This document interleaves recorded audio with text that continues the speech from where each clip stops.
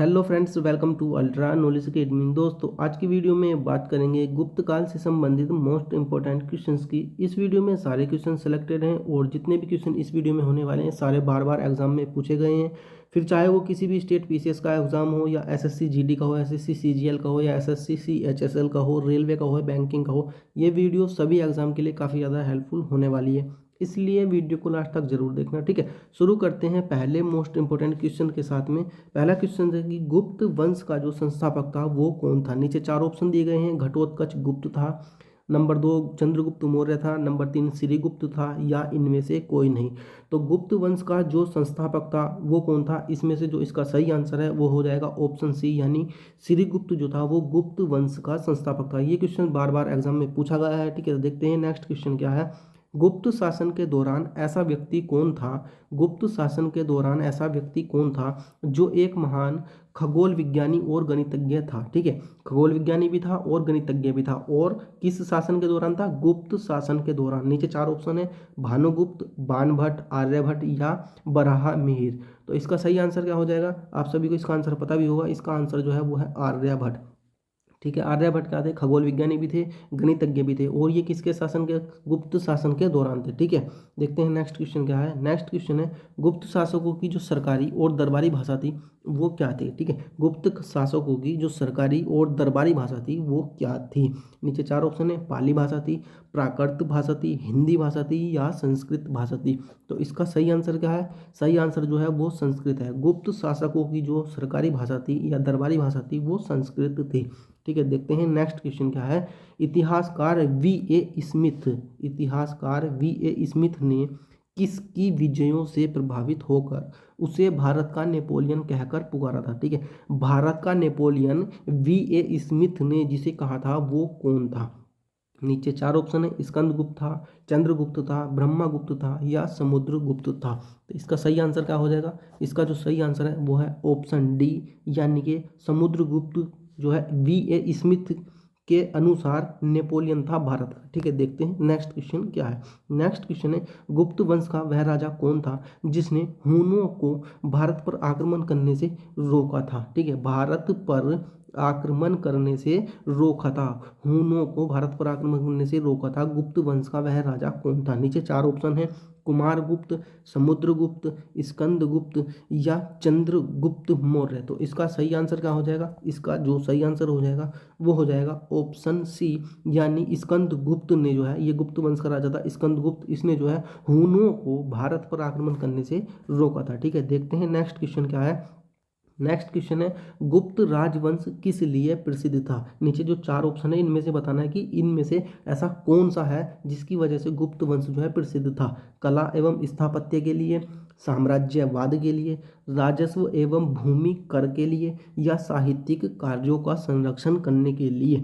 तो गुप्त राजवंश जो था वो किस लिए प्रसिद्ध था, कला एवं स्थापत्य के लिए। ऑप्शन ए जो है वो राइट आंसर हो जाएगा इसका, कला एवं स्थापत्य के लिए जो है गुप्त वंश प्रसिद्ध था। वेरी मोस्ट इंपोर्टेंट क्वेश्चन है ये। देखते हैं नेक्स्ट क्वेश्चन क्या है। अजंता कलाकृतियां किससे संबंधित हैं। अजंता कलाकृतियां जो हैं, नीचे चार ऑप्शन दिए गए हैं, ये अलग अलग काल के हैं कि अजंता कलाकृतियां जो हैं किस काल से संबंधित हैं। हड़प्पा काल से, मौर्य काल से, बुद्ध काल से, या गुप्त काल से। तो अजंता कलाकृतियां जो हैं वो गुप्त काल से संबंधित हैं। ऑप्शन डी इसका राइट आंसर हो जाएगा, अजंता कलाकृतियां गुप्त काल से संबंधित हैं। ठीक है, देखते हैं नेक्स्ट क्वेश्चन क्या है। नेक्स्ट, कुछ विद्वानों के अनुसार कवि कालिदास किसके राज कवि थे। कुछ विद्वानों के अनुसार कवि कालिदास जो थे वो किसके राज कवि थे। चंद्रगुप्त मौर्य के, समुद्रगुप्त के, विक्रमादित्य के, या हर्ष के। तो इसका सही आंसर क्या हो जाएगा, इसका जो सही आंसर है वो है ऑप्शन सी, यानी विक्रमादित्य के जो है ये राजकवि थे कालिदास। ठीक है, देखते हैं नेक्स्ट क्वेश्चन क्या है। नेक्स्ट क्वेश्चन है कि अजंता चित्रकारी का विषय वस्तु किससे संबंधित है। अजंता चित्रकारी का विषय वस्तु किससे संबंधित है। जैन धर्म से, बौद्ध धर्म से, वैष्णव धर्म से, या शैव धर्म से। तो इसका जो राइट आंसर हो जाएगा वो हो जाएगा ऑप्शन बी, यानी अजंता की जो चित्रकारी है, अजंता चित्रकारी वो बौद्ध धर्म से संबंधित है। ठीक है, देखते हैं नेक्स्ट क्वेश्चन क्या है। नेक्स्ट क्वेश्चन है, उत्तर गुप्त युग में जो विश्वविद्यालय प्रसिद्ध हुआ था वह विश्वविद्यालय कौन सा था। उत्तर गुप्त युग की बात कर रहे हैं यहाँ पर, उत्तर गुप्त युग की कि विश्वविद्यालय था एक, वो प्रसिद्ध हुआ था, वह कौन सा था। कांची विश्वविद्यालय या तक्षशिला विश्वविद्यालय या नालंदा विश्वविद्यालय या वल्लभी विश्वविद्यालय। तो इसका राइट आंसर क्या हो जाएगा, नालंदा विश्वविद्यालय उत्तर गुप्त युग में प्रसिद्ध हुआ था। ठीक है दोस्तों, वीडियो हेल्पफुल लग रही है तो लाइक जरूर करना, चैनल पर पहली बार हो तो सब्सक्राइब करके जो घंटी का पास में बटन दिया गया है उसको क्लिक करके ऑल पर सेट कर दो, ताकि आने वाली सभी वीडियो का नोटिफिकेशन आपके पास सबसे पहले पहुंचे। ठीक है, देखते हैं नेक्स्ट क्वेश्चन क्या है। एरन अभिलेख का संबंध किस शासक से है। एरन अभिलेख का संबंध बताना है किस शासक से है। नीचे 4 ऑप्शन दिए गए हैं, चारों शासक हैं ब्रह्मागुप्त, चंद्रगुप्त मौर्य, विक्रमादित्य या भानुगुप्त। तो इसका राइट आंसर क्या हो जाएगा, इसका जो राइट आंसर हो जाएगा वो हो जाएगा भानुगुप्त। एरन अभिलेख का संबंध जो है वो भानुगुप्त से है। देखते हैं नेक्स्ट क्वेश्चन क्या है। नेक्स्ट क्वेश्चन है कि फाहियान किसके शासनकाल में भारत आया था। फाहियान जो है वो किसके शासनकाल में भारत आया था। चंद्रगुप्त मौर्य के शासनकाल में, अशोक के शासनकाल में, हर्षवर्धन के शासनकाल में या विक्रमादित्य के शासनकाल में। तो फाहियान जो है वो किसके शासनकाल में भारत आया था। फाहियान जो है इसका राइट आंसर जो है वो ऑप्शन डी है, यानी विक्रमादित्य के शासनकाल में फाहियान भारत आया था। विक्रमादित्य का जो दूसरा नाम है वो है चंद्रगुप्त सेकंड। ठीक है, चंद्रगुप्त फर्स्ट अगर कहीं लिखा हुआ है तो उसका मतलब है चंद्रगुप्त मौर्य, और चंद्रगुप्त सेकंड अगर कहीं लिखा हुआ है तो इसका मतलब है विक्रमादित्य। देखते हैं नेक्स्ट क्वेश्चन क्या है। नेक्स्ट क्वेश्चन है, भारतीय संस्कृति का स्वर्ण युग कौन सा था। भारतीय संस्कृति का स्वर्ण युग कौन सा था। मौर्य काल था, राजपूत काल था, चोल काल था या गुप्त काल था। भारतीय संस्कृति का स्वर्ण युग बताना है कौन सा है। तो भारतीय संस्कृति का जो स्वर्ण युग था वो था ऑप्शन डी, यानी कि गुप्त काल जो है, गुप्त काल भारतीय संस्कृति का स्वर्ण युग था। देखते हैं नेक्स्ट क्वेश्चन क्या है। फाहियान कहाँ का निवासी था। फाहियान बताना है कहाँ का निवासी था। वेरी मोस्ट इंपोर्टेंट क्वेश्चन है ये भी। भूटान का था, अमेरिका का था, चीन का था या बर्मा का था। तो इसका जो राइट आंसर है वो है ऑप्शन सी, यानी ये बंदा जो था ये चीन का निवासी था। ठीक है, चीन का निवासी था फाहियान। देखते हैं नेक्स्ट क्वेश्चन क्या है। नेक्स्ट क्वेश्चन है कि सेतु बंध का रचनाकार प्रवसेन टू किस वंश का शासक था। सेतु बंध का रचनाकार प्रवसेन टू किस वंश का शासक था। शक वंश का, कन्नव वंश का, वाकाटक वंश का या सातवाहन वंश का। तो इसका जो राइट आंसर है वो क्या है, ऑप्शन सी, यानी वाकाटक वंश से इसका संबंध था। देखते हैं नेक्स्ट क्वेश्चन क्या है। किस गुप्तकालीन शासक को कविराज कहा गया है। वेरी मोस्ट इंपोर्टेंट क्वेश्चन है ये भी। किस गुप्तकालीन शासक को कविराज कहा गया है। श्रीगुप्त को, चंद्रगुप्त सेकंड यानी विक्रमादित्य को, समुद्रगुप्त को या स्कंद गुप्त को।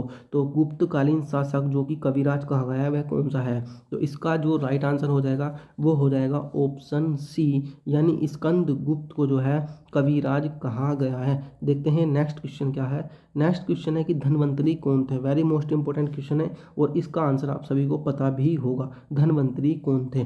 चंद्रगुप्त मौर्य के विख्यात जनरल या विक्रमादित्य के दरबार के नवरत्नों में से एक जो कि चिकित्सक थे या प्रसिद्ध नाटककार या अशोक के दरबार में संगीतज्ञ।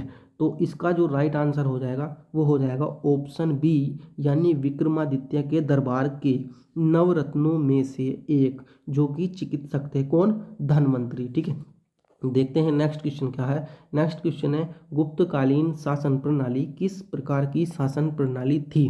गुप्तकालीन शासन प्रणाली किस प्रकार की शासन प्रणाली थी। राजतंत्रात्मक, लोकतंत्रात्मक, गणतंत्रात्मक या इनमें से कोई नहीं। तो इसका जो राइट आंसर हो जाएगा, गुप्तकालीन जो शासन प्रणाली थी वो थी राजतंत्रात्मक। ठीक है, देखते हैं नेक्स्ट क्वेश्चन क्या है। कुमार संभव महाकाव्य किस कवि ने लिखा है? कुमार संभव महाकाव्य जो है किस कवि ने लिखा है? वेरी मोस्ट इंपोर्टेंट क्वेश्चन है ये भी। बाणभट्ट ने लिखा है, चंद्र बरदाई ने लिखा है, या हरिसेन ने लिखा है, या कालिदास ने लिखा है? तो इसका जो राइट आंसर है वो राइट आंसर का है कालिदास है। कालिदास ने कुमार संभव महाकाव्य की रचना की थी। ठीक है, देखते हैं नेक्स्ट क्वेश्चन क्या है। नालंदा विश्वविद्यालय की स्थापना का युग कौन सा है? वेरी मोस्ट इंपोर्टेंट क्वेश्चन है ये भी। नालंदा विश्वविद्यालय की स्थापना का युग कौन सा है? मौर्य युग है, या कुषाण युग है, या गुप्तकालीन युग है, या पाल युग है? तो इसका जो राइट आंसर है वो क्या है? गुप्त युग। ठीक है, गुप्त युग में नालंदा विश्वविद्यालय की स्थापना हुई थी। देखते हैं नेक्स्ट क्वेश्चन क्या है। नेक्स्ट क्वेश्चन है कि गुप्त युग में भू राजस्व की दर क्या थी?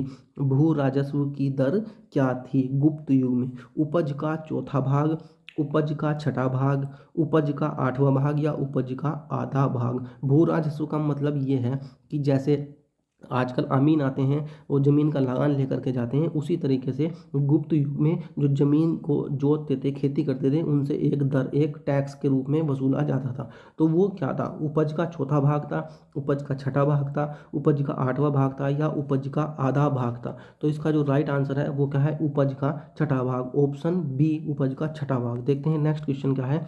नगरों का क्रमिक पतन किस काल की एक महत्वपूर्ण विशेषता थी? नगरों का क्रमिक पतन यानी नगर जो थे वो धीरे धीरे पतन की ओर जा रहे थे, वो किस काल की महत्वपूर्ण विशेषता थी? गुप्त काल की, प्रतिहार काल की, राष्ट्रकूट काल की, या सातवाहन युग की? तो इसका राइट आंसर क्या हो जाएगा? गुप्त काल। नगरों का क्रमिक पतन जो हुआ है वो गुप्त काल में हुआ है। ठीक है, देखते हैं नेक्स्ट क्वेश्चन क्या है। किस वंश के शासकों ने मंदिरों एवं ब्राह्मणों को सबसे अधिक ग्राम अनुदान में दिया था? किस वंश के शासकों ने मंदिरों एवं ब्राह्मणों को सबसे अधिक, ग्राम का मतलब गांव, अनुदान में दिया था? गुप्त वंश ने, पाल वंश ने, राष्ट्रकूट वंश ने, या प्रतिहार वंश ने? तो इसका राइट आंसर क्या हो जाएगा? गुप्त वंश हो जाएगा, ऑप्शन ए। गुप्त वंश में जो है शासकों ने मंदिरों एवं ब्राह्मणों को सबसे अधिक ग्राम अनुदान में दिया था। ठीक है, देखते हैं नेक्स्ट क्वेश्चन क्या है। नेक्स्ट क्वेश्चन, दिल्ली के मेहरौली के कुव्वत उल इस्लाम मस्जिद के प्रांगण में स्थित प्रसिद्ध लौह स्तंभ किसकी स्मृति में है? दिल्ली के मेहरौली की बात हो रही है यहाँ पर। ऑप्शन है 4, अशोक, चंदा, हर्ष, या अनंगपाल? तो इसका राइट आंसर क्या हो जाएगा? ऑप्शन बी यानी चंदा। ऑप्शन बी यानी चंदा। मेहरौली के कुव्वत उल इस्लाम मस्जिद के प्रांगण में स्थित लौह स्तंभ जो है वो चंदा की स्मृति में है। नेक्स्ट क्वेश्चन क्या है। नेक्स्ट क्वेश्चन, कालिदास द्वारा रचित मालविकाग्निमित्र नाटक का नायक कौन था? कालिदास द्वारा रचित मालविकाग्निमित्र नाटक है ये, नाटक नाटक का नायक कौन था? तो पुष्यमित्र सिंह, या गौतमीपुत्र सतकर्णी, या अग्निमित्र, या विक्रमादित्य? कालिदास द्वारा रचित मालविकाग्निमित्र नाटक का नायक जो है वो कौन था? तो इसका जो राइट आंसर है वो है ऑप्शन सी, यानी कि अग्निमित्र नाम का व्यक्ति जो था वो इस नाटक का नायक था। देखते हैं नेक्स्ट क्वेश्चन क्या है। समुद्रगुप्त की सैनिक उपलब्धियों का वर्णन उसके किस अभिलेख में उपलब्ध है? समुद्रगुप्त की सैनिक उपलब्धियों का वर्णन उसके किस अभिलेख में उपलब्ध है? नंबर 1 एरन में, या नंबर 2 गया के, या नंबर 3 नालंदा के, या नंबर 4 प्रयाग के? तो ये 4 अभिलेख हैं, तो इन चारों अभिलेख में से बताना है इसका राइट आंसर क्या है। तो राइट आंसर जो है वो है प्रयाग, यानी प्रयाग के अभिलेख में समुद्रगुप्त की सैनिक उपलब्धियों का वर्णन है। ठीक है, देखते हैं नेक्स्ट क्वेश्चन क्या है। किस काल में स्त्रियों की पुरुषों से बराबरी थी? किस काल में स्त्रियों की पुरुषों से बराबरी थी? नीचे 4 ऑप्शन है, गुप्त काल में, मौर्य काल में, चोल काल में, या इनमें से कोई नहीं? तो इसका राइट आंसर क्या हो जाएगा? राइट आंसर हो जाएगा गुप्त काल। ठीक है, गुप्त काल में स्त्रियों की तुलना में और पुरुषों की तुलना में कोई भी तुलना नहीं थी, दोनों बराबर थे, स्त्री और पुरुष। ठीक है, देखते हैं नेक्स्ट क्वेश्चन क्या है। कौन सा राजवंश हूनों के आक्रमण से अत्यंत विचलित हुआ? कौन सा राजवंश हूनों के आक्रमण से अत्यंत विचलित हुआ? तो मौर्य वंश, कुषाण वंश, गुप्त वंश, या शुंग वंश? तो इसका राइट आंसर क्या हो जाएगा? गुप्त वंश। गुप्त वंश जो है हूनों के द्वारा जो आक्रमण किया गया था उससे अत्यंत विचलित हुआ था। ठीक है, देखते हैं नेक्स्ट क्वेश्चन क्या है। कौन सा नाटक कालिदास ने नहीं लिखा? तो ये नीचे 4 ऑप्शन दिए गए हैं, इसमें से बताना है कि ये कौन सा नाटक है जो कि कालिदास द्वारा रचित नहीं है। वेरी मोस्ट इंपोर्टेंट क्वेश्चन है ये। मालविकाग्निमित्र, अभिज्ञान शाकुंतलम, विक्रमोर्वशीय नरसियम या जानकी हरण। तो इसका जो राइट आंसर है वो क्या है, जानकी हरण। जानकी हरण जो है वो कालिदास द्वारा रचित नहीं है, ठीक है, यहाँ पर नहीं लिखा हुआ है तो कालिदास द्वारा रचित नहीं है। देखते हैं नेक्स्ट क्वेश्चन क्या है, तांबे का सिक्का जारी करने वाला पहला गुप्त शासक कौन था। तांबे का सिक्का, यहाँ पर ध्यान देना तांबे का सिक्के की बात चल रही है। तो नीचे 4 ऑप्शन दिए गए हैं, चंद्रगुप्त मौर्य, विक्रमादित्य, रामगुप्त या स्कंदगुप्त। तो इसका जो राइट आंसर हो जाएगा वो क्या हो जाएगा, ऑप्शन सी, यानी स्कंदगुप्त जो है उसने तांबे का सिक्का जारी किया था, ये पहला गुप्त शासक था। तो फिलहाल दोस्तों इस वीडियो में इतना ही, मिलते हैं नेक्स्ट वीडियो में। वीडियो हेल्पफुल लगी तो वीडियो को लाइक कर देना, चैनल पर पहली बार हो तो सब्सक्राइब करके जो पास में घंटे का बटन है उसको क्लिक करके ऑल पर सेट करो ताकि आने वाली सभी वीडियो नोटिफिकेशन आपके पास सबसे पहले हो जाए।